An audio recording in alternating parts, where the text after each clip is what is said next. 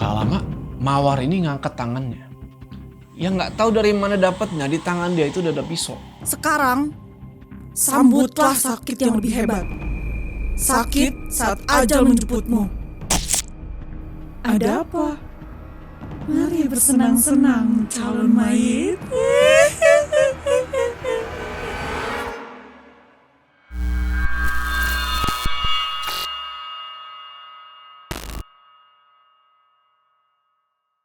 Yes, welcome back to a series yang berjudul Lawon Abang. Assalamualaikum warahmatullahi wabarakatuh. Apa kabar kalian semua? Semoga kalian semua menonton video ini diberikan kesehatan, dilancarkan rezeki, dan selalu dimudahkan urusan-urusan, dan selalu dilindungi dari segala mara bahaya di dunia ini. Yes, seperti yang gue bilang tadi, kita bakal ngelanjutin series yang berjudul Lawon Abang yang ditulis oleh Vilandita nih. Nah, kalau di part sebelumnya, kita udah tahu nih siapa aja tuh jadi korbannya si Mawar. Sekaligus ternyata mereka ini adalah para pelaku yang udah menjahati Mawar. Ada Pramono, Aji, Santoso, dan satu lagi nih si Joni. Yang kayaknya di episode ini dia mau Kalau kalian ingat siapa sih Joni itu kan? Yang kemarin terakhir tuh di part terakhir, dia itu nafsuan sama si Melati. Cuma yang dia nggak tahu, ketika masuk malam, sosok Melati ini berubah bro, jadi Mawar. Nah, menurut kalian gimana nih? Apakah di episode ini si Mawar ini bisa buat membalaskan dendam dia ke orang-orang yang udah menjahati dia, atau justru dia ini malah mendapatkan perlawanan? Tonton terus nih. Yaudah, kita nggak usah lama-lama lagi. Udah siap kan? Mode horor aktif.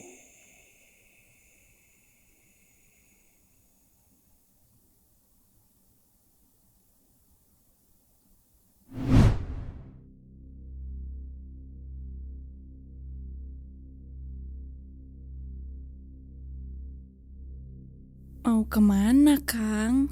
Katanya mau bersenang-senang.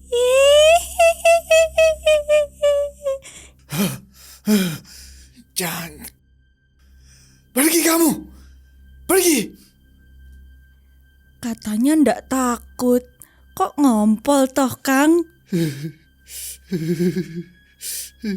Joni di situ kaget ngelihat sosok Melati yang tadi dia lihat sebelumnya itu cantik, sekarang berubah jadi serem.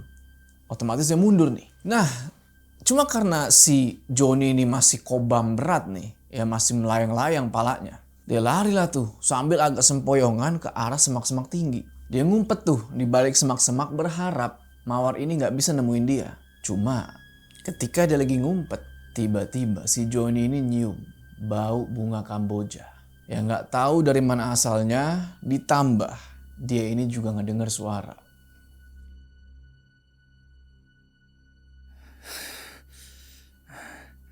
Dia datang. Tapi di mana? Sekarang sampean tahu kan bagaimana rasanya jadi aku? Rasakan ketakutan saat kematian mengintai dari berbagai sisi. Ampun Mawar. Ampun.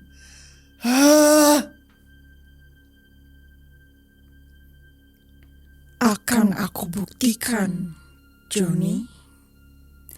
Aku bisa membunuhmu dengan mudah.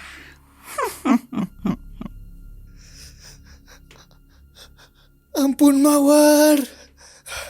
Biarkan aku hidup. Kalianlah yang buat aku begini. Maka matilah bersamaku. Di sini tiba-tiba badannya Joni itu kayak nggak bisa dikontrol, dan tangannya itu tiba-tiba bergerak sendiri nih, cek, ke arah lehernya dia, nyekek leher sendiri sampai-sampai dia hampir kehabisan nafas tuh. Si Mawar di situ berdiri ngeliatin si Joni yang lagi nyekek leher sendiri sambil bilang, masih inget gak waktu itu kamu menggagahi aku sambil mencekik aku? Wah, di situ Mawar mukanya udah bener-bener serem. Terus dia ngeliat nih ke arah botol minuman yang Joni buang. Dan tiba-tiba botol itu keangkat sendiri, melayang bro di udara. Dan prang! Botol itu terbang ngantem batu, pecah tuh. Habis itu si Mawar ini bilang ke Joni, berdiri. Refleks Joni berdiri tuh. Dia gak bisa ngelawan tuh. Dan lagi-lagi sekarang badannya Joni ini serasa ada yang gerakin. Dia jalan tuh di luar kemauannya dia. Jalan ke arah bling-bling tadi. Sekuat tenaga tuh si Johnny berusaha buat ngelawan. Tapi gak bisa. Dia terus jalan ke arah pecahan beling dari botol itu. Sampai akhirnya pecahan-pecahan beling itu nembus telapak kakinya. Dari situ Mawar ngelepas lagi tuh kendali atas tubuhnya Johnny. Dan sepertinya si Mawar ini masih pengen main-main gitu loh sama si Johnny ini. Gak pengen ngabisin dia langsung. Pengen lihat dia menderita dulu. Mikir dia dilepasin, Johnny pakai kesempatan itu buat lari. Walaupun kakinya udah berdarah, dia lari tuh sambil nahan sakit. Tapi karena dia panik, kondisi jalan gelap, perasaan campur aduk, dia ini gak sadar kalau dia ini lari mengarah ke tepian sungai yang besar. Yang di bawahnya itu banyak batu-batu tajam. Sampai di dekat tepian sungai, Johnny berhenti kan. Dia ngeliat ke bawah tuh. Wah, kalau terusin jatuh dia nih. Tapi tiba-tiba ada batu melayang dari belakang. Fus! Kayak Johnny ini ditimpuk. Johnny sempat ngindar gitu, tapi sayangnya pas dia ngindar gitu, dia hilang keseimbangan. Dan akhirnya dia jatuh tuh. Brak! Ke batu-batu tajam tadi. Dan jasadnya nganyut tuh ke bawah arus sungai. Di sungai itu juga ternyata ada ibu-ibu nih yang lagi pada mau nyuci baju. Walaupun ada sumur, mereka ini lebih suka nyuci di sungai ternyata. Karena hemat tenaga, soalnya mereka ini gak perlu nimba air. Mulailah nih mereka nyuci baju di sungai itu kan. Awalnya gak ada yang aneh-aneh tuh, mereka nyuci sambil ngobrol, sambil ketawa-ketawa. Tapi gak lama kemudian, tiba-tiba ada nih satu ibu-ibu namanya Bu Jamilah. Dia kaget. Kok itu ada baju nganyut? Dia kira emang beneran baju nganyut nih bro. Ditariklah sama dia kan. Set. Kok berat? Pas ditarik itu baju kebalik. Grek. Ternyata bener itu bukan baju nganyut. Tapi orang nganyut. Dan itu adalah Johnny. Langsung pada teriak tuh. Wah, pada kabur semua. Sampai akhirnya para ibu-ibu ini ngelaporin itu ke orang-orang desa. Dan cerita tentang kematian Johnny itu menyebar lah ke seluruh pelosok desa. Dan di sini membuat mayoritas warga tuh bertanya-tanya, kenapa kok hari-hari ini ada aja gitu yang meninggal. Mereka ngerasa ini ada yang gak beres nih, ada yang janggal.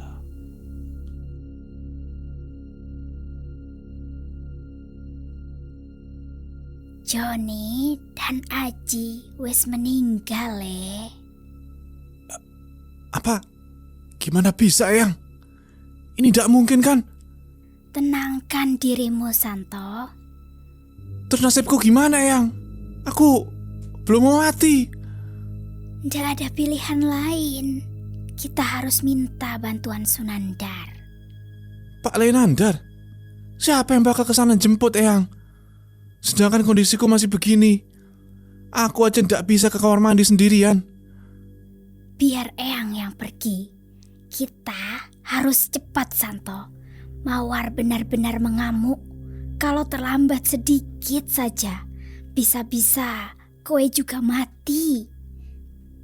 Eyang sudah tua dan Eyang cuma punya kamu, Eyang ndak izinkan kowe mati lebih dulu. Hidupmu dan masa depanmu itu masih panjang.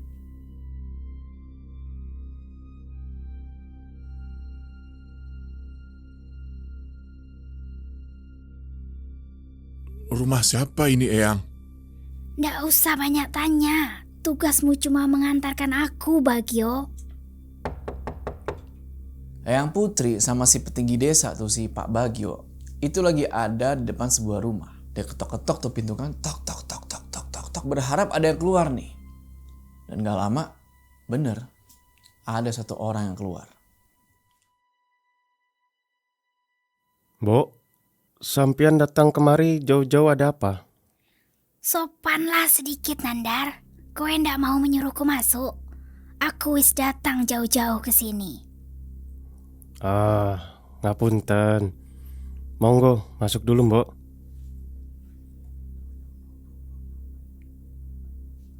Aku yakin kowe bisa bantu aku atasi kekacauan ini. Katakan, Mbok, ada apa sebenarnya? Perasaanku mengatakan ada yang tidak beres.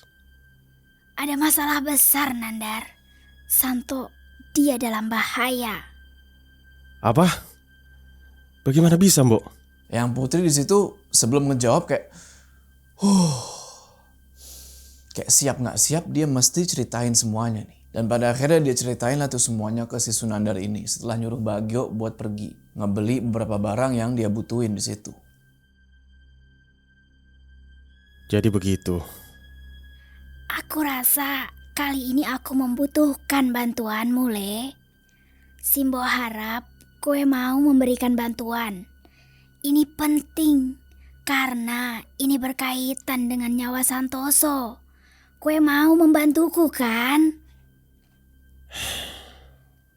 Tidak ada alasan buat nolak, Mbok. Bukankah Simbo yang sudah mengajarkan aku banyak hal? Terima kasih, Le. Kalau begitu, sebaiknya cepatlah berkemas.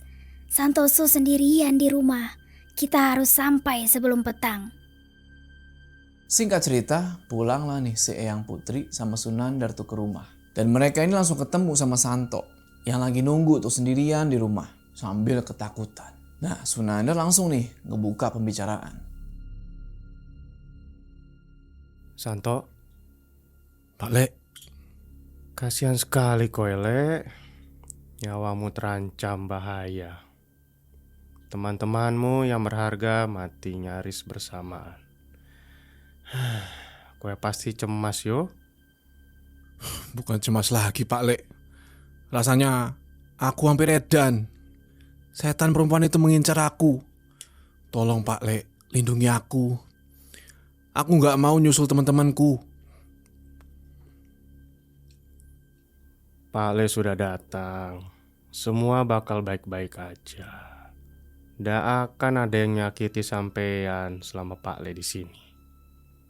Habisi iblis itu Pak Le. Bunuh dia sekali lagi.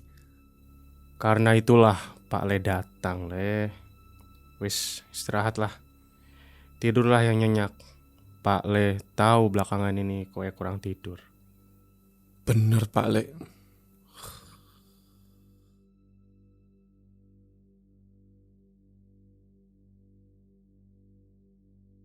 Dok, bagaimana rasanya bisa menghabisi para pendosa itu?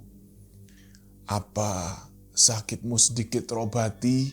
Di sini si Mawar cuma diem aja sambil ngaca gitu kan ngeliatin cermin. Mukanya itu udah pucet banget, udah kayak apa ya, putih kapur lah. Nah, karena nggak ada respon, Mbah Karso coba nih buat ngedeketin si Mawar. Beliau duduk tuh di deket cucunya ini. Katakan dok, ini ndak sia-sia kan? Aku merasa puas saat melihat mereka meregang nyawa, Mbah. Tapi kenapa sakitnya masih ada? Mungkin karena semua belum tuntas, Dok.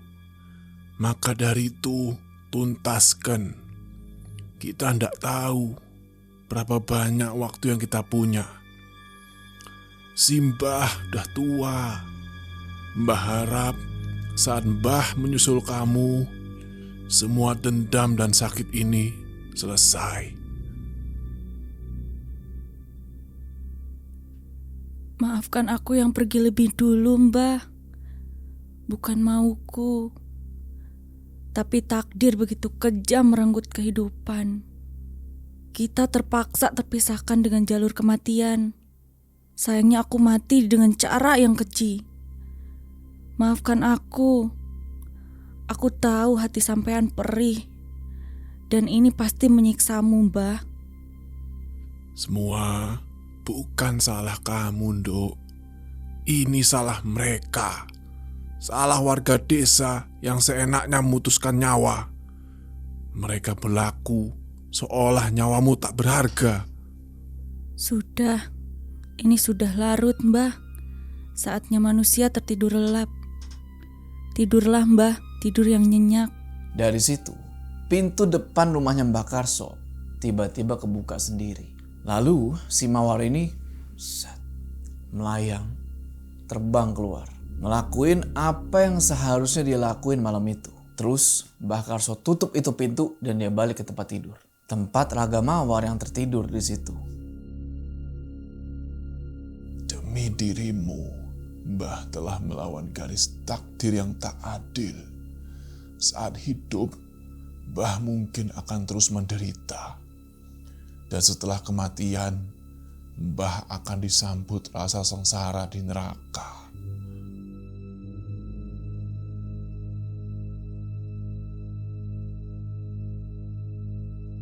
Nandar, kenapa kue masih betah di luar? Ini wes hampir tengah malam. Sengaja, Mbok. Dia mungkin akan lewat. Dia ndak akan lewat sini. Dia biasa muncul di tengah desa dan tebar teror. Aku paham. Dia ndak akan bisa masuk. Itu sebabnya dia meneror yang lain. Kowe ngerti kan? Di rumah ini ada pagar gaibnya. Andai ndak ada pun, dia pasti menyiapkan pembalasan terbaik buat keluarga sampean. Karena sampean punya andil besar dalam masalah ini. Aku benar toh? Apa menurutmu keputusanku salah, Ndar? Sebagai tetua desa, aku cuma mau desa ini aman. Entahlah, Mbok. Terlepas dari benar atau endaknya, yang jelas, kita harus bereskan masalah ini sebelum ada korban lagi. Kowe mau kemana malam-malam begini? Mau melihat situasi sekaligus berburu. Hati-hati, Ndar. Dia kuat. Dia... Kalau si Mbok ndak percaya padaku, kenapa Mbok memintaku datang?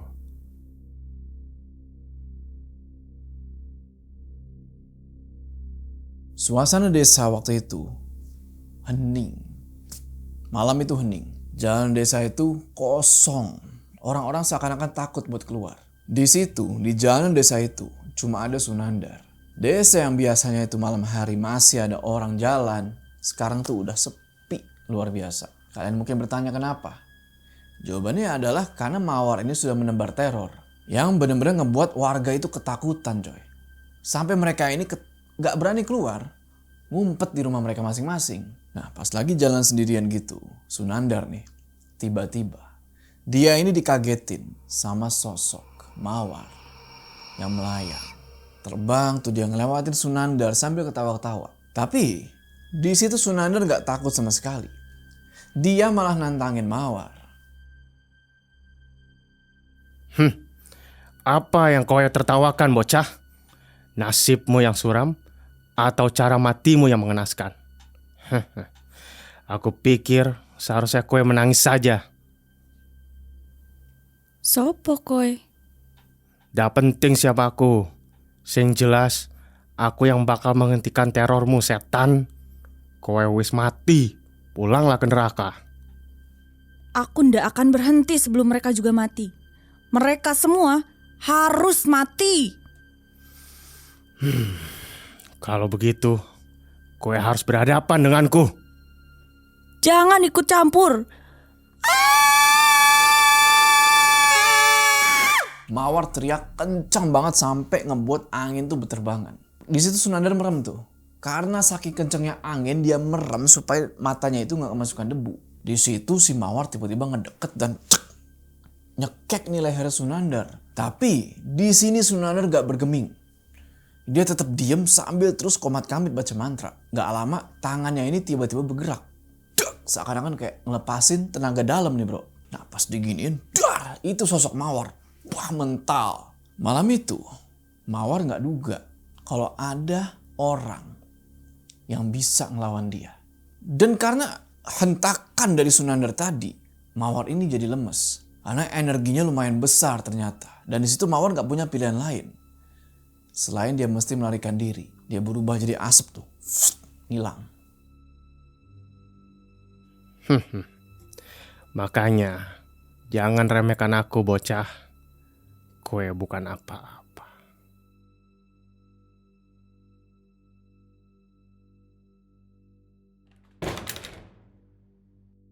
Mbah, Gak tahu kenapa sosok Mawar ini tiba-tiba hilang. Sebelum sempat ngomong sepatah kata lagi. Nah Mbak Karso di situ kaget. Dia ini takut kalau Mawar gak bisa muncul lagi. Dia panik tuh, manggil-manggilin, Dok, Nyai Larapati ini gimana? Dia panik kayak gitu kan sambil ngusep-ngusep tuh batu permata merah yang dia simpen. Nah, kita ke sudut pandangnya Mawar. Di mana di sini Mawar? Tadi kan ngilang tuh. Sekarang tiba-tiba dia udah ada di sebuah istana. Yang ternyata istana ini adalah istananya Nyai Larapati. Nyai Larapati ngelihat Mawar yang terluka. Langsung tuh ngedeketin. Kau terluka. Aku akan bantu pulihkan. Tapi pertama-tama ubah dulu penampilanmu. Kau tidak sedang menghadapi para bajingan itu. Setidaknya tampakkan wujudnya lebih cantik. Aku benci wajah jelek. Sial. Dari energinya, kurasa dia keturunan Jarmoko. Ya, tak salah lagi. Siapa itu, Nyai? Dia adalah orang yang ikut andil dalam pembantaian buyutmu puluhan tahun silam. Dia juga yang membuat aku lemah, sampai aku harus bersembunyi dan tidur panjang dalam batu permata. Hati-hati, energimu habis tak bersisa. Kau mungkin akan lenyap. Mulai sekarang, jangan sombong dan menolak bantuanku. Di saat-saat seperti ini, kau membutuhkanku. Apakah segawat itu, Nyai? Ya, itu kalau dia benar-benar mewarisi kesaktian Jarmoko. Selesai proses pemulihan, Mawar ini bisa dibilang ya udah mulai bayan lah tuh. Tapi buat jaga-jaga, Nyai Larapati pesen ke Mawar supaya jangan bikin teror dulu nih buat sementara waktu. Setidaknya nunggu sampai keturunan Jarmoko itu pergi. Bagaimana? Dia tidak sekuat itu. Jangan terlalu khawatir. Bahkan terkena satu seranganku saja, dia sudah melemah dan kabur.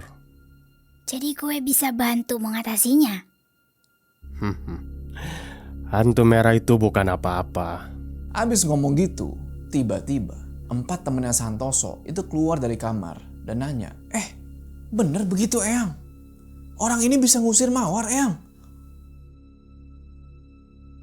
Siapa mereka, Mbok? Teman-temannya Santo, mereka juga diincar. Nyawa mereka sama-sama terancam. Jadi mereka ini juga terlibat. Kasihan juga gadis itu harus menghadapi mereka sebelum ajal. Ngapain gue kasihan segala? Itu sama sekali ndak penting. Ojo tersinggung, Mbok. Gimana pun aku tetap bakal bantu sampean, terlepas dari benar atau endaknya tindakan itu. Jadi gue menyalahkan aku, Nandar? Wes, ndak usah bantu aku kalau gue terpaksa. Gue mending pulang sekarang juga. Opo? Sampean ngusirku, Mbok? Eyang sabar, jangan mengusir Pak Le cuma karena masalah sepele. Gimana pun kita butuh bantuan Pak Le, Eyang. Bener Eyang, siapa lagi yang bisa hadapi kemarahan Mawar selain paman ini? Kami semua mohon dengan segala hormat Eyang. Jadi tolong turunkan sedikit ego Eyang. Ini demi desa dan juga demi keselamatan kita semua. Maafkan Mbok yang terbawa emosi, Nandar. Simbo ndak bermaksud untuk mengusirmu.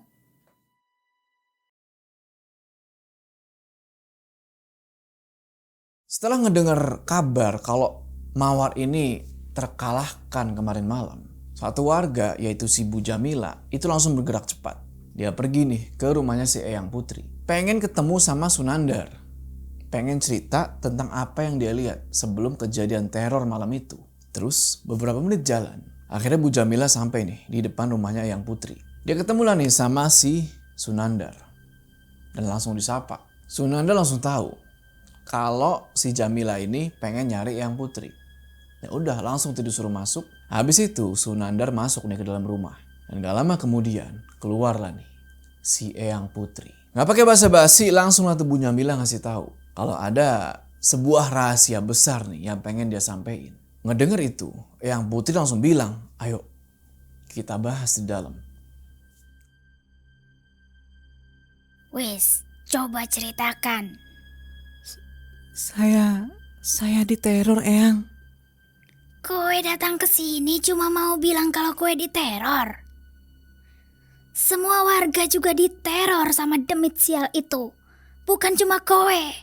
Kalau cuma ini yang mau dibahas, pulanglah. Nggak perlu buang waktuku. Nggak cuma itu, Eyang. Ini juga soal Mbah Karso. Dia... Kenapa dengan Mbak Karso itu? Aku dengar dia si mbahnya perempuan itu kan? Nggih, betul. Sebenarnya malam itu saya ndak sengaja lihat Mbah Karso. Karso kenapa? Sing jelas kalau bicara. Mbah Karso melakukan ritual di atas makam Mawar, Eyang. Sumpah, saya saksinya. Apa? Mbah Karso membangkitkan Mawar, Eyang. Ada sosok lain yang membantunya. Matanya sama-sama warna merah. Tak salah lagi, matanya mirip Mawar. Nyai Larapati, ya, tak salah lagi. Itu namanya. Nggak mungkin. Gimana bisa Karso membangkitkan dia? Simbo yakin dia sudah melemah saat itu. Lagi pula, nggak ada yang tahu di mana dia bersembunyi dalam tidur panjangnya.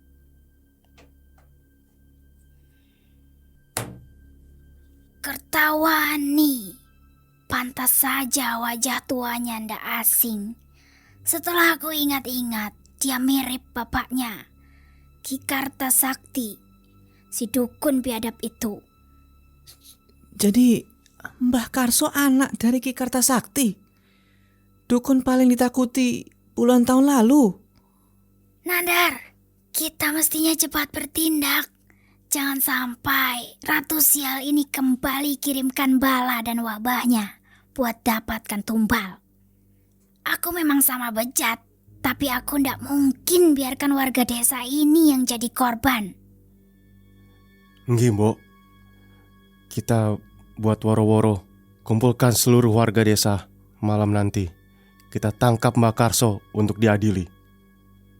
Jamila, kue pulang. Sampaikan ke yang lain kecuali Mbah Karso.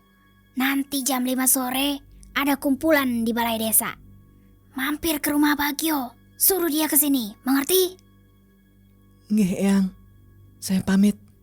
Setelah percakapan itu, akhirnya Bu Jamilah pamit nih buat pulang. Dan di perjalanan pulang itu, gak lupa nih Bu Jamilah ngabarin setiap warga yang dia temuin buat ngumpul nanti sore di balai desa. Udah gak sabar nih, bener-bener gak sabar pengen tahu apa yang bakal terjadi selanjutnya. Apa rencanamu, Ndar? Yang kita hadapi anak dari Kartasakti dan juga Nyai Larapati. Aku wis siapkan ritual. Kita juga perlu pendorong yang kuat yang bisa meminjamkan kekuatan. Kapan kowe menyiapkannya, Ndar? Apa yang kowe pakai jadi persembahan? Aku masih ingat, Mbok.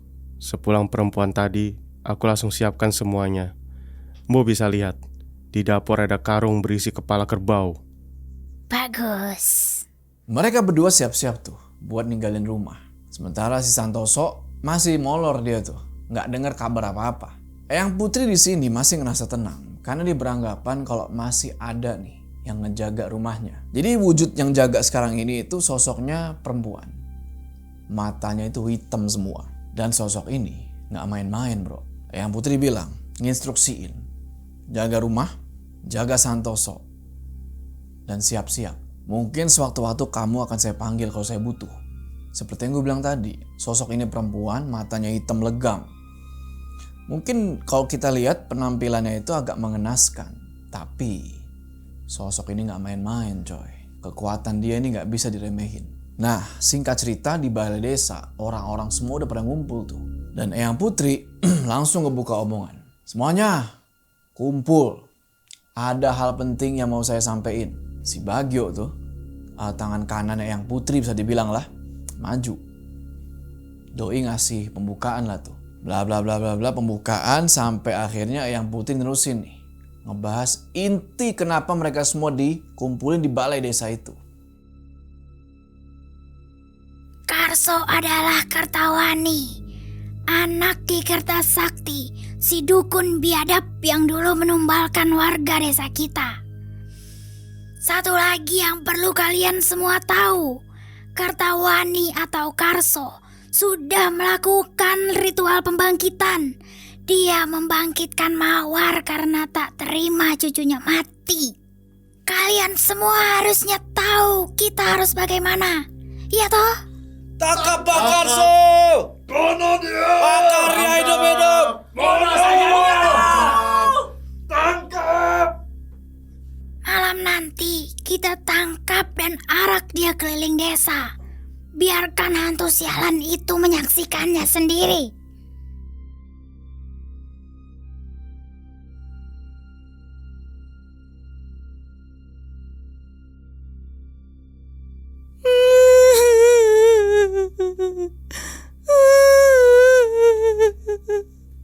Akan kubalas semuanya. Mati. Kalian harus mati. Sama seperti aku.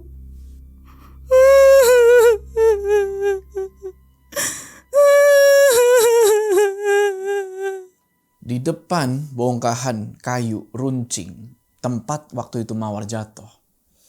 Mawar ini gak bisa berhenti nangis. Niat dia buat balas dendam itu kenceng. Tapi Nyai Larapati itu nahan. Mau wanti-wanti dia buat untuk sementara waktu. Jangan nebar teror dulu. Buat hati-hati. Ditambah dia ini belum cukup kuat buat ngadepin orang yang namanya Sunandar. Sementara Nyai Larapati sendiri untuk sementara ini gak bisa selalu membersamai Mawar. Kenapa? Karena telah terjadi sesuatu nih di alam dia sendiri. Singkat cerita, setelah azan maghrib, Sunandar sama Eyang Putri ini melakukan semacam ritual. Dilakukannya itu di balai kampung yang dimana bakal disaksikan sama semua warga yang udah pada ngumpul di situ. Pala kebo nih dibakar. Satu kendi besar berisi darah binatang itu disiramin ke 4 titik. Sedangkan Eyang Putri sama Sunandar, mereka berdua ini duduk bersila sambil komat kamit tuh, baca mantra nggak tahu apa. Kelar ritual, mereka berdua berdiri nih. Mereka semua udah siap buat jalan ke tempat kediamannya Mbah Karso. Wah, warga itu udah pada chaos bro.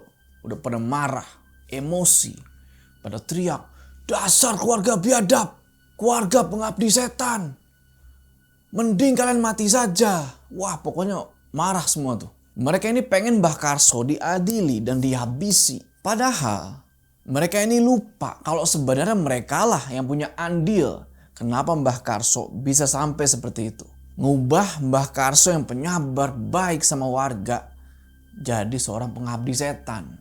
Udah tuh, warga-warga pada jalan dan beberapa menit kemudian sampailah mereka nih di rumahnya Mbah Karso. Dan langsung aja tuh, pintu depan gak pakai basa-basi, brak, ditendang, didobrak. Di situ Mbah Karso langsung panik. Karena dia emang bener-bener gak tahu nih kalau dia ini pengen digerebek. Dan gak pakai Mbak Bibu, salah satu warga tuh langsung ngedorong Mbah Karso tuh sampai jatuh ke lantai. Masuk nih Eyang Putri. Tek, tek, tek. Dia liatin tuh Mbah Karso yang udah jatuh ke lantai kan. Terus dia bilang,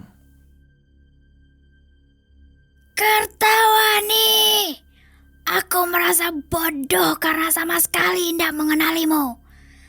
Tapi kowe lebih bodoh. Harusnya kowe tidak berulah seperti ini. Warga-warga makin tersulut tuh.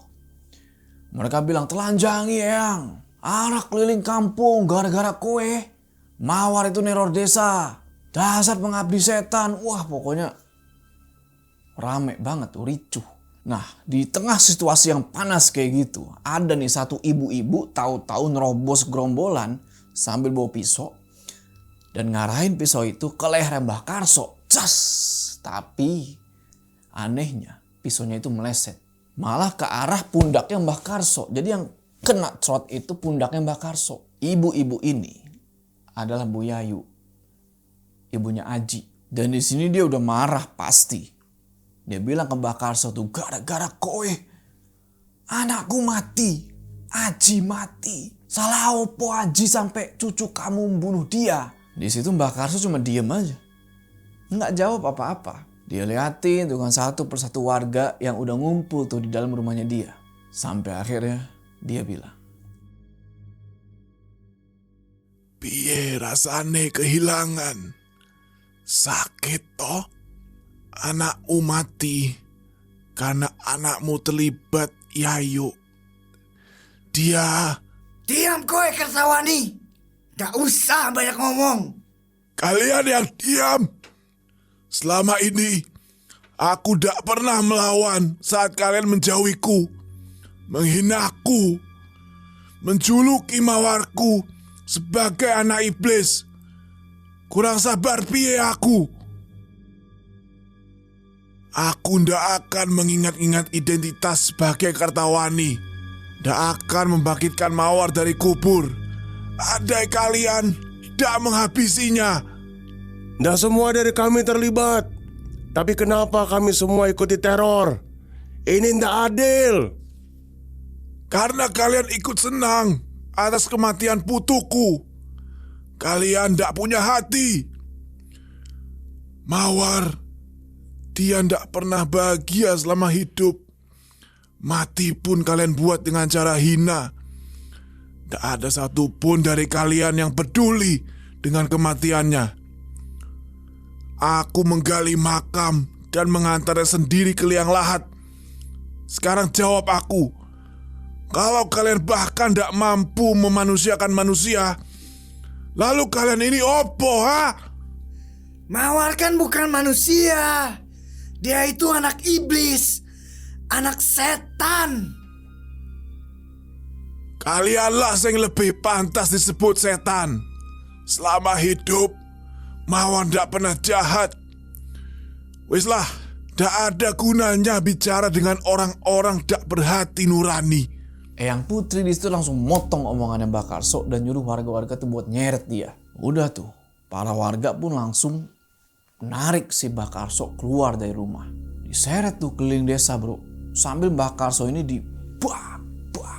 wah dipukulin. Pokoknya warga-warga tuh udah gondok banget lah sama dia nih. Nah di situ Mbak Karso, ya namanya orang tua gitu kan, sendiri pula. Cuma pasrah aja, gak bisa ngapa-ngapain.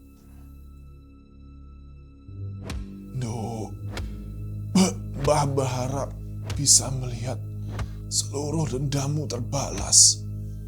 Tapi sepertinya harapan itu tidak akan terjadi. Mbah mungkin pergi ke neraka sebelum lihatmu puas. Gak henti-hentinya tuh bro, warga-warga terus aja tuh mukulin Mbah Karso. Bak. Dan dia cuma bisa nahan sakit aja tuh dari pukulan-pukulan warga. Nah Eyang Putri yang ngelihat Mbah Karso cuma diem aja nih, gak ada perlawanan, ngertak kayak gini. Hei, ngapain kowe diem aja? Udah pasrah, tahu kowe bakal mati. Abis Eyang Putri ngomong kayak gitu, tiba-tiba ada angin kencang tuh berhembus. Seketika di situ warga-warga yang tadi lagi ngarak Mbak Karso itu pada panik bro, pada ketakutan kayak, weh ada apa ini, ada apa ini? Jangan-jangan dia datang. Waduh, ayo kita pulang aja yuk, kita pulang. Pokoknya pada panik tuh, pada takut.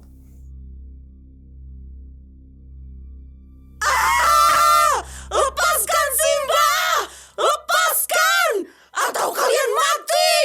Ngedenger suara mawar yang tiba-tiba datang itu, semuanya langsung pada jongkok tuh bro, kayak sambil nutup kuping. Dan selang beberapa saat kemudian, bener aja di depan mata mereka semua, sosok bergaun merah itu datang, melayang turun tuh dari rimbunan pohon. Siapa lagi kalau bukan Mawar. Di situ Mawar, tatapannya jauh lebih seram daripada sebelumnya. Dia ngeliat tuh satu persatu ke arah warga yang tadi udah nyeret Mbah Karso. Dan dia bilang, Mati! Mati! Mati!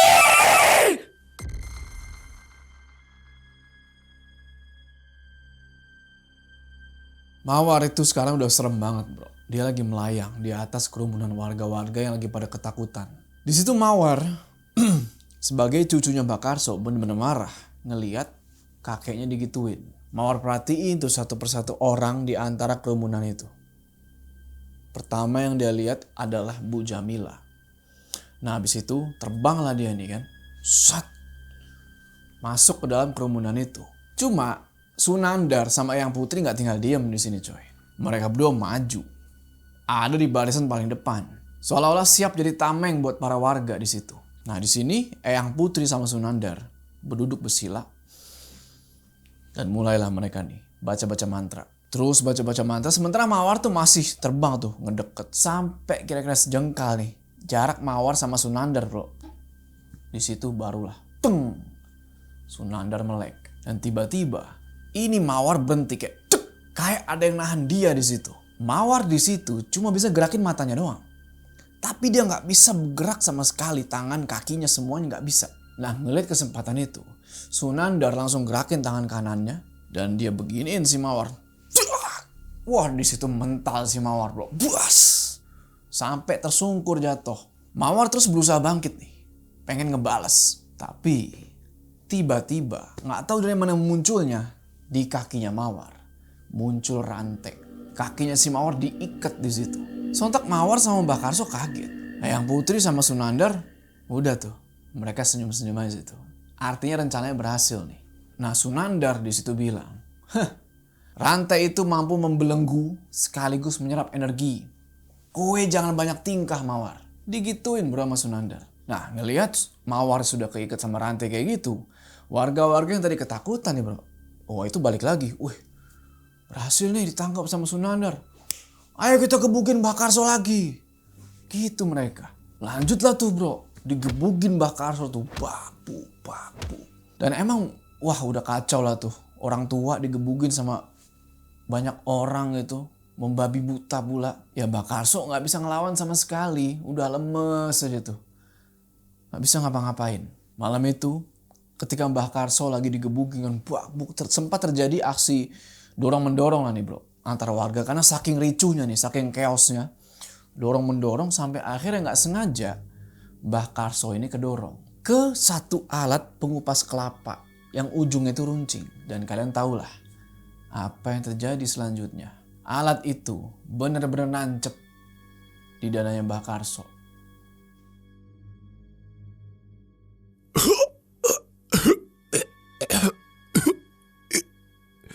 Inikah akhirnya? Maaf. Mbah terlalu cepat menyusulmu.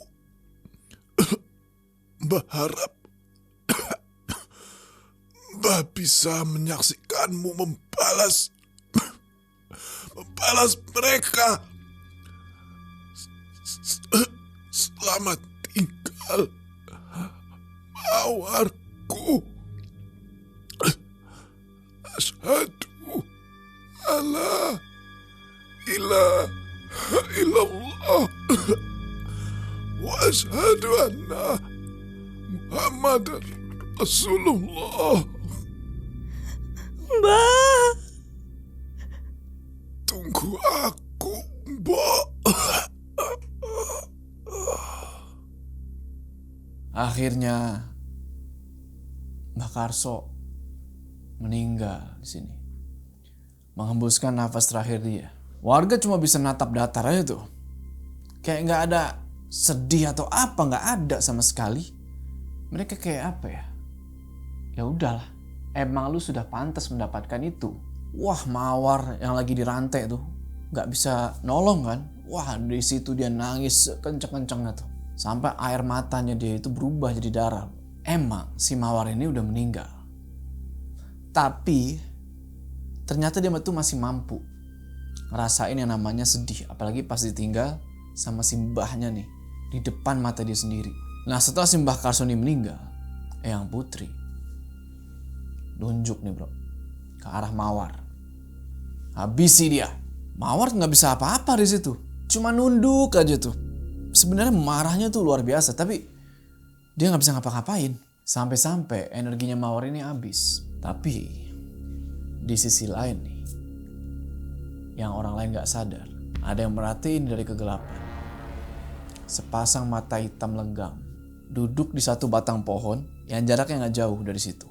Dan sosok perempuan ini ikutan nangis darah. ngelihat apa yang terjadi sama Mbah Karso. Habis itu sosok ini ngelirik ke arah Mawar yang lagi meronta-ronta nih, berusaha buat ngebebasin diri dari rantainya.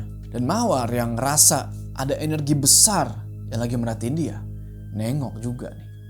Jadi si mata hitam legam itu sama Mawar sekarang udah saling tatap-tatapan. Sosok perempuan mata hitam itu agak sedikit kaget.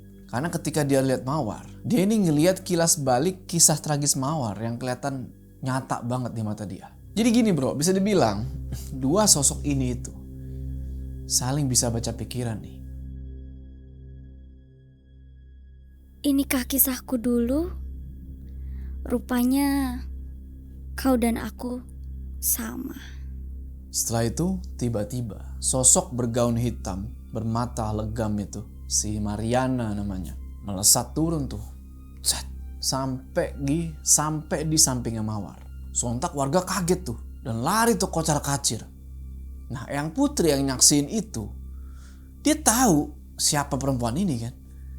Ini adalah perempuan yang jagain rumahnya Eyang Putri. Mariana sekarang jalan pelan tuh, ngeposisiin diri di depan Mawar, seolah kayak yang jadi tameng gitu. Mariana ini serem juga mukanya bro. Dia senyum, tapi matanya itu ngeluarin darah.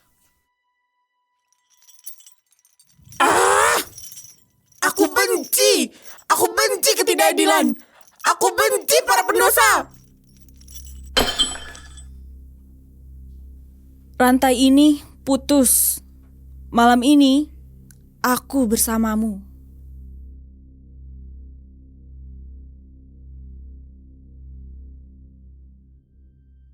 Jadi apa yang tadi gue maksud dengan terjadi sesuatu di alamnya Nyai Larapati itu.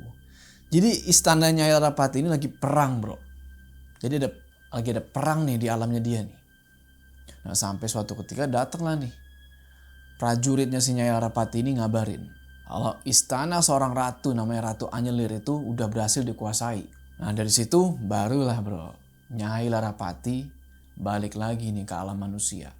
Karena dia ngeliat Mawar ini ada yang ngebantuin lagi selain dia.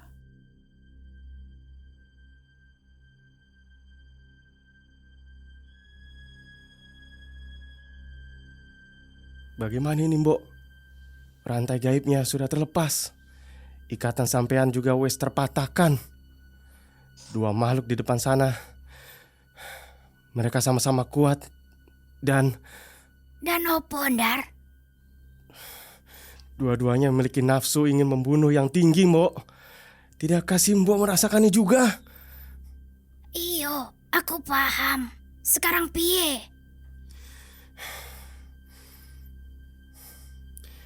Kita lawan semampunya, Mbok. Gak lama dari situ, kedengeran nih suara kerincing dan tapak kaki kuda dari kejauhan.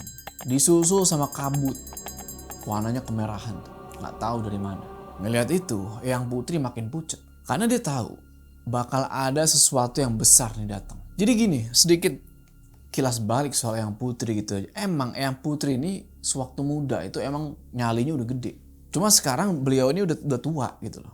Dan kemampuannya bisa dibilang udah menurun. Meskipun ada Sunandar, Eyang Putri ini gak yakin kalau dia bisa ngelawan Nyai Larapati. Bener aja. Makin lama kereta kencana itu makin ngedeket. Mariana yang gak tahu soal Nyai Larapati ini, dia energinya makin gede tuh bro. Berusaha buat ngelindungin Mawar gitu kan. Tapi di situ Mawar bilang ke Mariana ini, tenang. Dia itu ada di pihak saya. Setelah rantainya putus, Mawar melayang lah nih. Dan mendarat di samping jasadnya Mbah Karso. Dia liatin itu kan mbahnya itu kan. Sedih gitu. Dia pengen meluk Mbah Karso nih kan. Cuma karena energinya udah habis. Yang biasanya bisa nyentuh. Gak bisa bro. Tembus. Tak bisa. Energiku tak cukup. Bangunlah. Mari bermain petak umpet denganku. Kita berburu mangsa yang bersembunyi. Yang ketahuan, dia mati. Ya, ayo. Mariana, apa-apaan kowe? Jangan membentakku seolah kau punya kuasa atasku. Kau dan aku sudah tak terikat apapun. Gak lama. kereta kencana yang tadi berhenti nih, tepat di depan Eyang Putri. Di situ Eyang Putri kaget dan refleks dia nyuruh Sunandar buat mundur nih. Di situ Nyai Larapati nggak langsung turun. Dia tetap di atas keretanya. Dia ngelihat ke arah Mawar yang lagi nangis-nangis tuh. Dia pergi terlalu cepat. Dan sayangnya dia berhasil melepaskan diri dari cengkramanku sesaat sebelum mati. Hei, di pihak mana kamu berdiri? Di pihak yang sama dengan wanita merah ini. Bagus. Tugas mana yang mau kalian pilih? Menghadapi dua manusia di depan sana? Atau Memburu para pendosa. Gak denger itu, beberapa warga yang ada di kerumunan pada mundur tuh pelan-pelan. Dan gak lama dari situ, mereka kocar kacir bro. Lari semuanya tuh, buat nyelamatin diri masing-masing. Dan gak salah lagi, mereka-mereka yang lari itu adalah mereka yang terlibat, yang ikut menjahati Mawar waktu itu. Habis itu, Mariana sama Mawar joinan nih bro. Join forces. Dia terbang tuh, ngejar pemuda-pemuda yang lari tadi tuh. Larapati, berani-beraninya kau muncul kembali di hadapanku, di hadapan wargaku. Apa kau tak takut hal sama terulang kembali? Belum jerah rupanya. Cih, kalau dilihat-lihat, kau yang pantas takut tua bangka. Aku bisa merasakannya. Kekuatanmu itu sudah memudar. Kalian pulang, bubar kabeh. Kenapa? Takut tak bisa melindungi mereka dariku. Jangan remehkan kami, setan. Kertawani sudah mati. Kowe ndak ada urusan lagi dengan kami. Ndak ada yang bisa memberimu tumbal. Kowe ndak mungkin bergerak dengan cuma-cuma, bukan? Aku kira kalian benar-benar sudah paham. Ini bukan karena Kertawani. Ini tentang Mawar Utami. Karena dia adalah titisanku. Ini juga tentang membalas perbuatan kalian puluhan tahun yang lalu. Kalau kalian ndak mau mati, pulang dan tutup pintu rapat-rapat. Abis Eyang ngomong gitu, itu warga pada lari tuh sana kemari. Dan suasana jadi ricuh. Dan semua orang ngerasain ketakutan yang parah malam itu. Tapi enggak buat Sunandar. Ini Sunandar gila bro. Nyai Larapati diajak berantem sama dia. Berantem mereka nih. Saling cekcok adu mulut. Mulailah nih mereka baku hantam. Dak, dak, dak.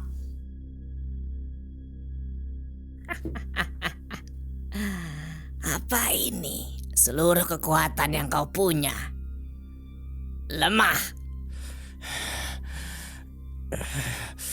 Jangan anggap aku remeh, setan. Sebagai keturunan Jarmoko, kau membuat aku kecewa. Kau bahkan tak bisa membuatku tergores sedikit pun. Banyak omong. Di situ Sunandar dari tangannya kayak ngeluarin energi warna ungu. Set. Terus dia lempar tuh ke arah si Nyai Larapati. Bas. Lu mau tahu apa yang lakuin Nyai Larapati? Ditepis begini, tas. Sambil bilang, warna energi kamu sama kayak Jarmoko. Tapi levelnya masih jauh. Habis itu, Nyai Larapati gak tinggal diem. Dia tarik nih, tusuk kondenya dia. Set. Gak lama, tusuk konde itu yang tadi cuma segini, itu berubah. Jadi pedang. Pedang yang bercahaya tuh. Silau. Dan gak pakai bak bibu lagi. Nyai Larapati itu langsung flats, diserang Sunandar pakai pedang itu. Sunandar yang kaget, nggak sempat ngindar, dan pada akhirnya luka dia dari badan netesin darah tuh.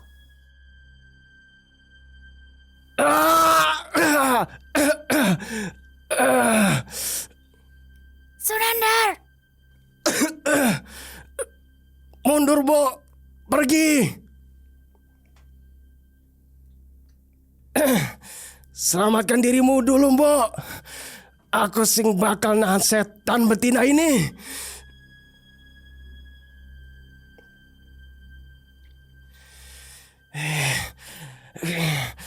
Kalau kowe berniat mengganggu Simbo, maka langkahi dulu mayatku.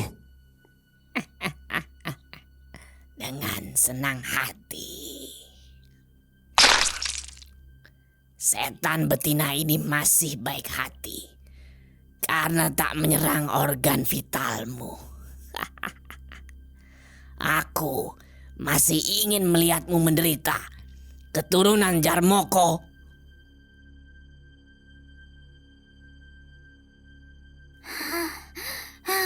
Santo, bagaimana nasibnya? Aku kudu cepat sampai. Semoga Mawar dan Mariana ndak mendahului aku. Kalau iya, bisa gawat.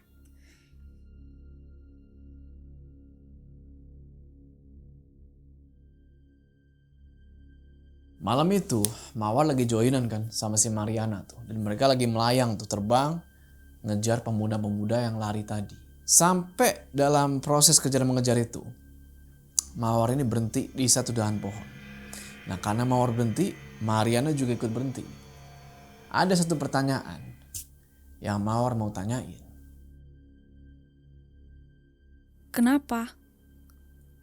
Kenapa kau membantuku? Tak bisakah kau melihatnya? Melihat apa? Masa laluku. Aku langsung bisa melihat masa lalumu saat kita saling pandang. Aku tidak. Entahlah. Aku cuma lihat gadis ayu yang diculik dan Ya, itu aku. Kau pasti tak mengenalinya karena penampilan burukku ini kan? Kau benar-benar gadis itu. Tapi sayang, aku tak paham jalan ceritamu. Yang kulihat cuma serupa potongan-potongan kisahmu saja. Aku sudah melihat seluruh kisahmu.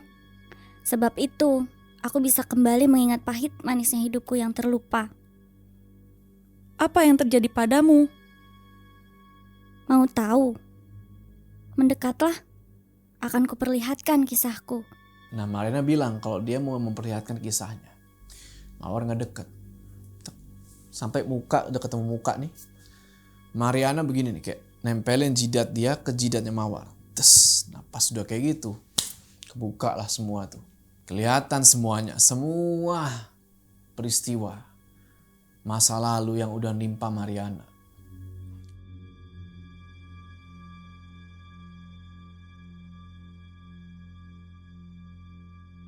Jadi Mariana ini adalah seorang kembang desa.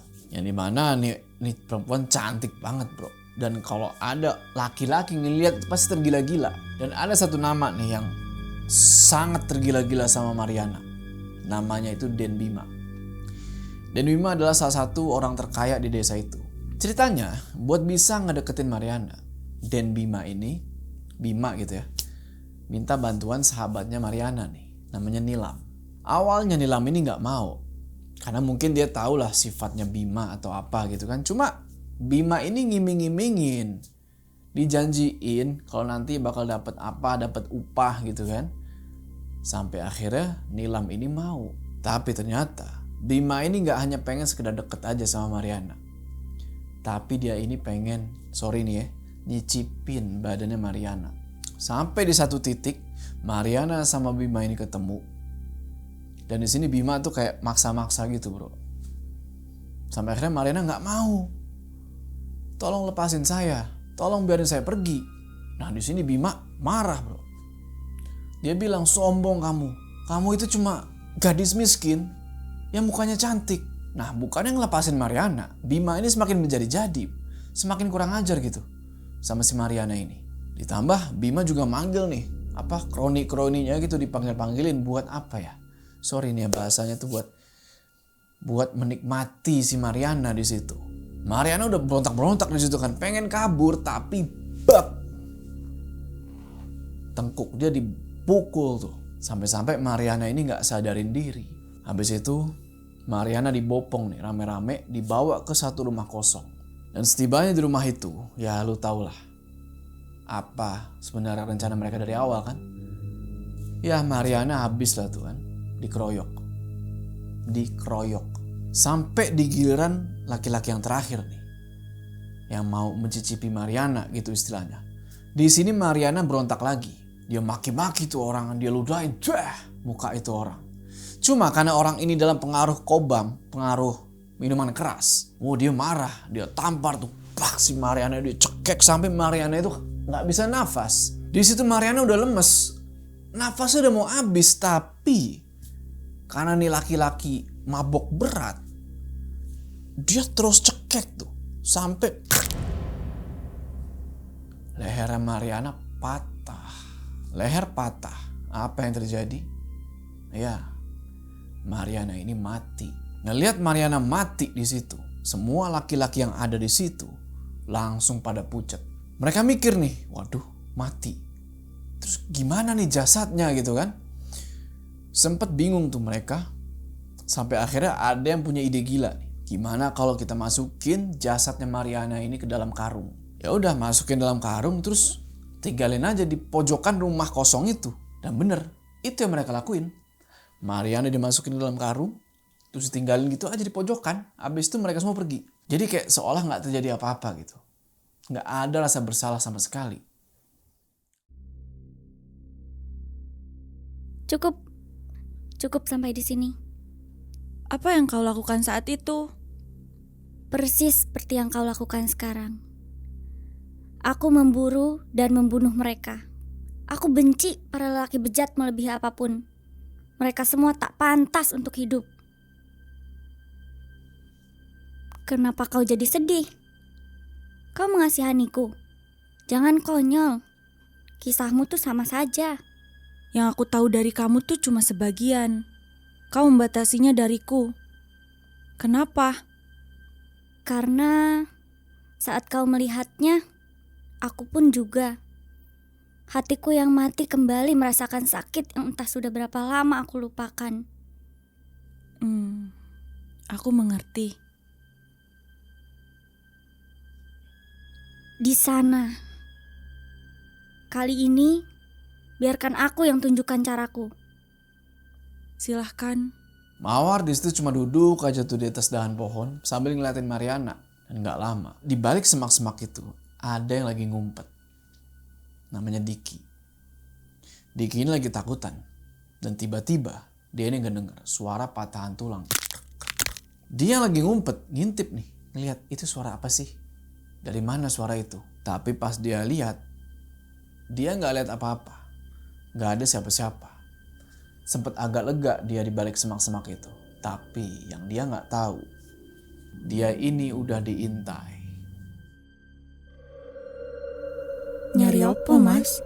Ngedenger itu, si Diki ini langsung nengok ke belakang. Dan bener, di belakang dia udah ada sosok Mariana. Mukanya udah hancur berantakan. Wah, Diki udah ketakutan banget di situ kan. Dia kayak, sopo kowe, sopo, jangan dekat-dekat, pergi. Mariana justru malah makin ngedeket tuh. Sambil nimbulin suara-suara patahan tulang yang ternyata itu tuh suara khasnya dia. Jadi kalau lagi diam di suatu tempat, lu kedengar suara ini, yaitu si Mariana datang. Diki makin lama semakin terpojok tuh, dideketin sama si Mariana ini. Terus lehernya si Mariana ini sambil patah-patah gitu kan, ngelihat ke sana kemari kayak nyari sesuatu. Dan bener aja, dia ngelihat ada satu pisau yang nancep di pohon. Nggak tahu, mungkin punya petani sekitar ketinggalan itu pisau. Nggak tahu pakai kekuatan apa, pisau yang nancep di pohon itu tiba-tiba melayang nih. Set. Ngedeket ke arah Mariana. Bagaimana kalau kupotong senjata lelakimu yang suka mengoyak kehormatan para gadis itu? Hah? Jangan! Ini masa depanku! Kau terlalu percaya diri bicara masa depan. Padahal mautmu saja sudah depan mata.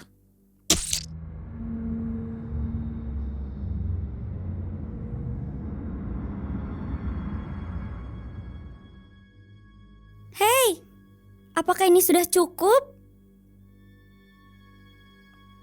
Aku rasa belum. Baiklah, ayo lakukan lagi. Mau apa lagi kowe? Bermain-main. Aku masih cukup baik loh karena tak langsung memotongnya. Jadi karena Mariana ngeliat Mawar belum puas, Mariana seret tuh badannya Diki. Diseret ke pohon di mana sosok Mawar lagi nunggu, lagi ngeliatin di situ. Ditarik si Diki tuh naik ke atas pohon sampai dudukin dia tuh di dahan. Di situ Diki cuma kayak kesakitan bro, karena pisau nancep di burung dia. Si Mariana dari belakang begini kan, diputerin gini, disuruh ngeliat ke Mawar gitu. Terus dari belakang nunjuk kayak gini, lihat dia, nunjuk ke Mawar tuh, lihat dia.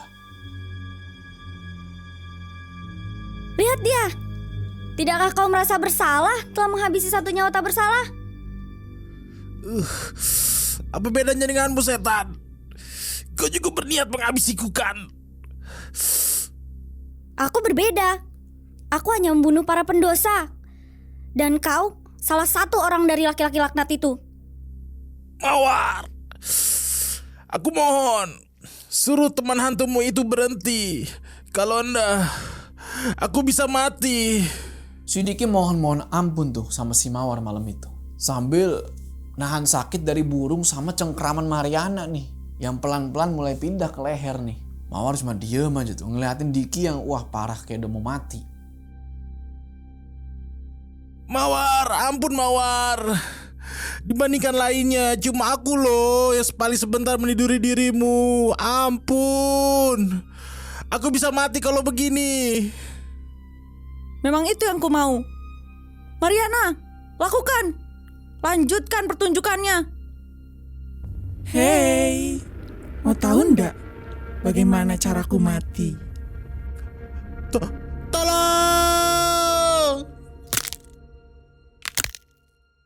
Mariana pelintir itu leher Diki sampai muka yang tadi di depan itu jadi di belakang.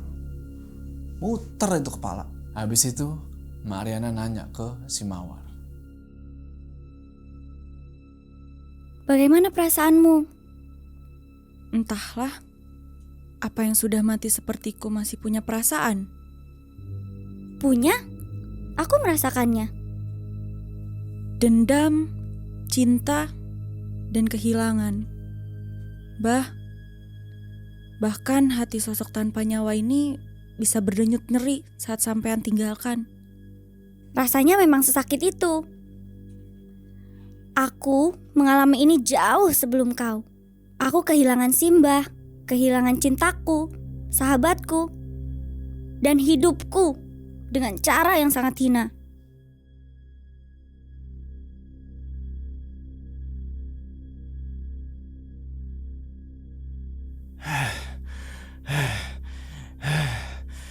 Sialan kowe. Bagaimana? Masih ingin bermain-main denganku?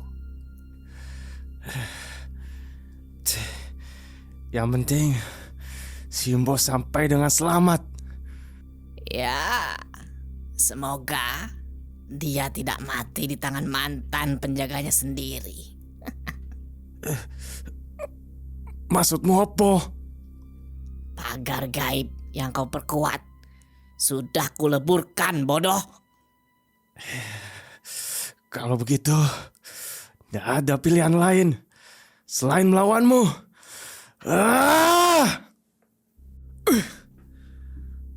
Apa ini? Ilmuku yang belum sempurna. Ini ilmu turun-temurun. Jarmoko. Rupanya kau juga mewarisi ilmu Jarmoko. Mungkin tidak sekuat Simbahku, tapi aku yakin ini cukup untuk menahan gerakanmu sejenak. Manusia sial. Aku yang baru saja berperang di alam gaib dengan kerajaan Anyelir tak bisa memulihkan diri secepat itu. Energi pemulihan terlalu sering kugunakan sebelumnya. Aku akan kembali dengan membawa bala. Bersiaplah sampai saat itu tiba. Jangan berpikir untuk lari. Karena aku tak akan membiarkan seorang pun keluar dari desa ini. Dari situ sosok Nyai Larapati ini berubah jadi asap dan dia ngilang tuh. Sedangkan Sunandar karena dia udah terlalu banyak ngeluarin darah, dia akhirnya pingsan tuh. Singkat cerita, menjelang subuh Mawar balik tuh ke rumah dia dulu sama Mbah Karso yang sekarang kelihatan kosong. Masuk ke dalam dia nangis aja tuh. Ingat si Mbah Karso yang sekarang udah gak ada. Mbah, aku putus asa. Berada di dunia yang gak ada sampean di dalamnya. Haruskah aku melanjutkan balas dendam ini, Mbah? Lanjutkan pembalasan ini sampai tuntas. Bukan hanya kepada para berandal yang terlibat dalam kematianmu, tetapi juga pada warga yang turun menghakimi dan meniadakan simbahmu itu. Ingatlah dan simpan baik-baik wajah kesakitan orang yang kau sayang. Dengan itu, kau akan semakin kuat. Kau benar. Membalas dendam mungkin tak akan bisa membuatmu dan simbahmu kembali hidup. Namun, balas dendamlah demi dapatkan keadilan yang setimpal.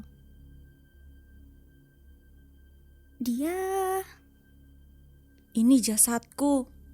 Jasad yang wajahnya diserupakan dengan Nyai Larapati. Wanita semalam itu sekutu simbahku. Simbah rela menggadai iman demi membangkitkan aku, agar aku bisa membalas rasa sakit ini. Yang dilakukan kakekmu kurang lebih sama dengan yang dilakukan simbahku kala itu. Pergilah. Sebentar lagi pagi. Aku akan masuk ke dalam raga ini. Baiklah, aku pergi. Gak lama, di desa itu kedengeran suara azan dikumandangin. Dari situ, sosok Mawar hilang. Berganti Melati. Melati buka mata, dia bangkit dan dia jalan nih keluar rumah. Karena Mbah Karso gak ada, yang biasanya nyari bunga Melati kan Mbah Karso. Buat makanan gitu kan. Nah karena Mbah Karsonya udah gak ada, mau gak mau Melati harus cari sendiri. Dan singkat cerita selesai makan bunga Melati itu, si Melati ini pergilah ke tempat di mana simbah malam itu dihabisi. Sampai di lokasi itu, bener aja. Jasad yang Mbah Karso masih ada. Gak dipindahin, gak apa, masih ada di situ. Dan warga-warga pada berkerumun, pada ngeliatin itu jasad Mbah Karso, tapi gak ada yang bertindak apa-apa. Mereka cuma nonton dan maki-maki itu Mbah Karso yang udah mati. Melati marah di situ. Tak adakah orang yang berhati nurani yang tinggal di desa ini? Kenapa kalian membiarkan jasadnya di sini semalaman? Dan sampai sekarang, bahkan tak ada yang berinisiatif menguburkan. Akhirnya Melati ngebawa jasad Mbah Karso ini, dinaikin ke atas gerobak kayu. Dengan susah payah tuh. Digotong, diangkat ke atas gerobak sendirian. Gak ada satupun yang bantu.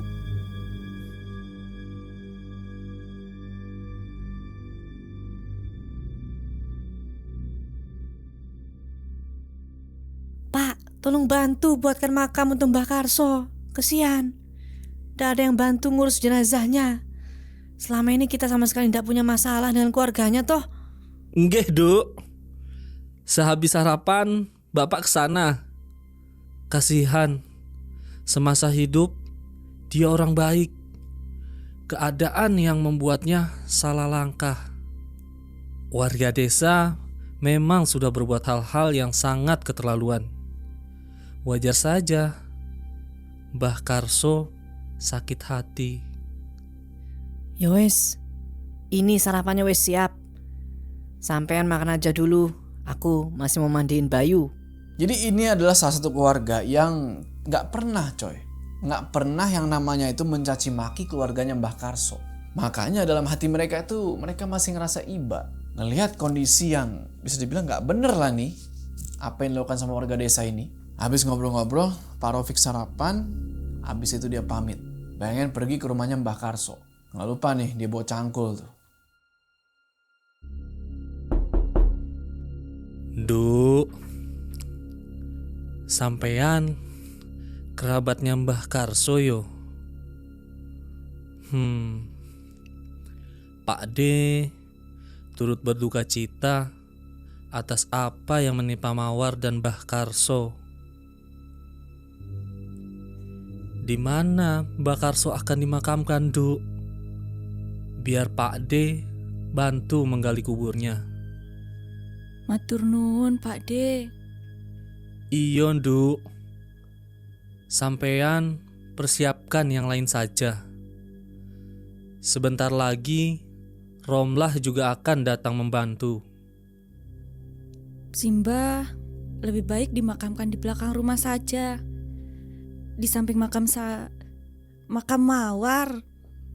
Yowis, sampean apa udah mandikan jenazahnya? Karena kita nggak ada bantuan lain. Mau ndak mau, semua harus kita siapkan. Kita bagi tugas yo. Kenapa sampean mau membantu Simbah, Pak De?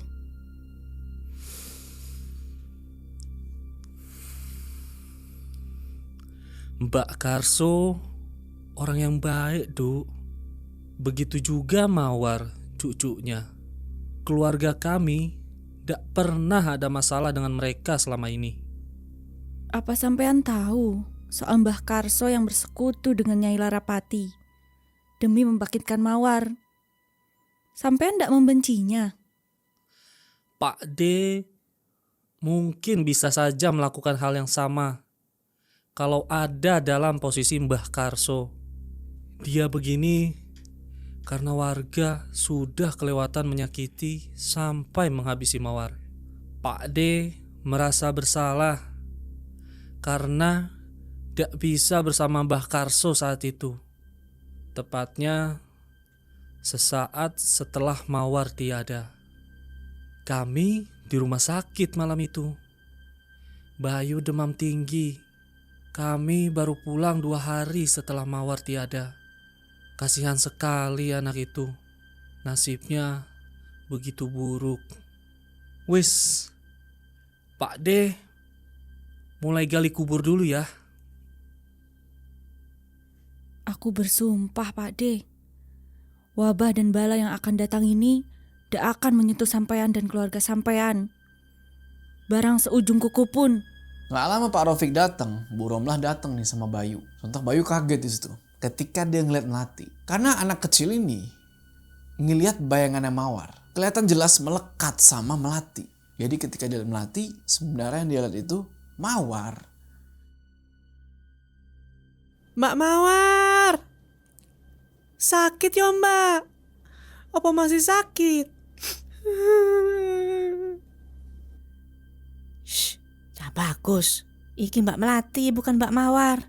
Woi sini, sampai duduk-duduk di sana yole. Nggak mau, kasihan Mbak Mawar lombok. Kasihan, luka, berdarah.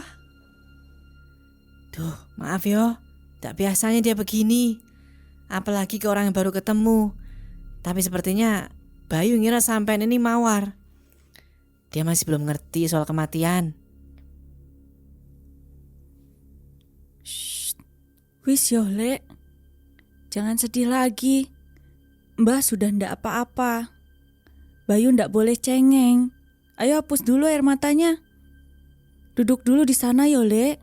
Cah bagus. Bayu udah tuh habis sedih-sedihan, dia hapus air mata dia lepasin pelukan dia sama Melati, dia pergi nih ke ruang tengah dan duduk di atas kasur. Matur nuwun sudah datang ya Mbak. Sama-sama. Kain kafannya apa sudah ada? Ndak ada Mbak. Ya wes, sampean mandikan Simbah dulu. Saya mau pergi ke desa sebelah buat beli kafannya. Tapi Mbak, uangnya? Tak usah mikir soal uang. Mbak masih ada simpenan. Tunggu Mbak. Kenapa sampean mau bantu sejauh ini? Bukankah kami bukan siapa-siapa sampean? Selama Mawar dan Mbah Karso hidup, aku ndak pernah bisa membantu selain dengan membeli kayu bakarnya. Aku cuma bisa melihat Mawar dan Mbah Karso disakiti dari jauh, tanpa bisa berbuat apa-apa. Sekarang, saat mereka sudah tidak ada, seenggaknya saya bisa sedikit berguna.